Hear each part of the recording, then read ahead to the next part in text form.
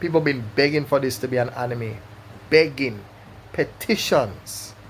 You understand? Anyway, I'm not going to take too long. We're going to get through the prologue. And when we're done,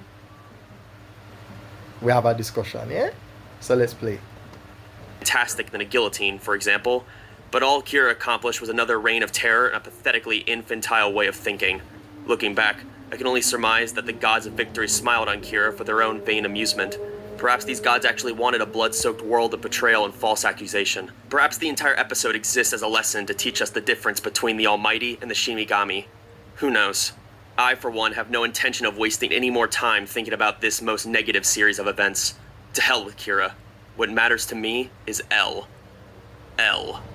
The century's greatest detective. In light of his staggering mental abilities, L died an unjust and untimely death.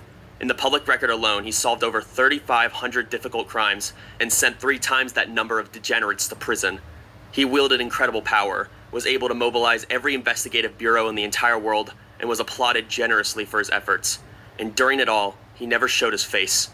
I want to record his words as accurately as possible, and I want to leave them for someone to find.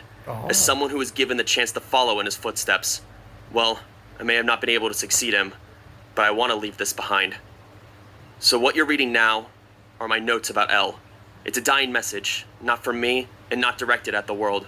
The person who will most likely read this first will probably be that big-headed twit Nier. But if that's the case, I will not tell him to shred or burn these pages. If it causes him pain to discover that I knew things about L that he did not, then that's fine. There's also a chance that Kira might read this, and I hope he does. If these notes tell the murderer, who only got by with the help of a supernatural killing notebook and an idiot of a Shinigami, that he was, under any other circumstances, not even worth the dirt beneath L's shoes, then they have served their purpose. I am one of the few people who have met L as L. When and how I met him, this is the single most valuable memory I have, and I will not write it here. But on that occasion, L related to me 3 stories of his exploits, and the episode involving Beyond Birthday was one of these.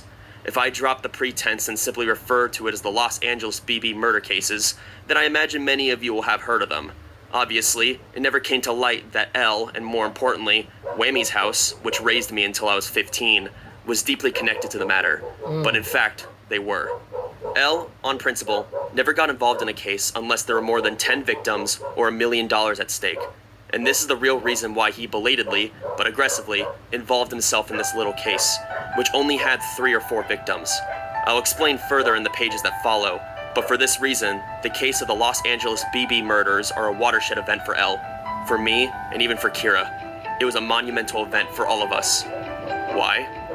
Because this case is where L first introduced himself as Ryuzaki. So let us skip all past the tedious descriptions of what Beyond Birthday thought of how he went about killing his 3rd victim, since I have little interest in that at all. And while we're at it, let's skip the 2nd and 1st victims. Make no effort to look back at these earlier murders. Mod adjust the clock's hands in the morning to the day after, the glittering moment when the century